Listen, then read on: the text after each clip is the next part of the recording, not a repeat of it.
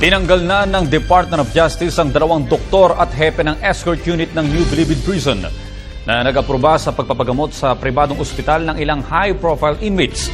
Inaprubahan ni Justice Secretary Laila De Lima ang rekomendasyon ni DOJ Undersecretary Francisco Baraan III na alisin sina Dr. Gloria Garcia, Acting Hospital Head ng NBP, at Dr. Maria Cecilia Villanueva at ang pinuno ng escort guards na si Gabriel Magan.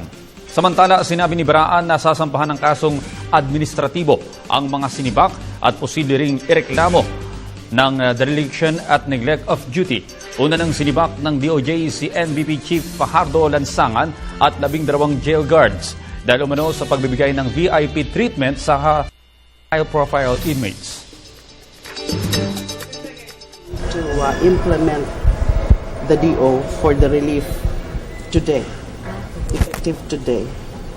And then we will also ask Director Bukayo to submit his comments on the matter.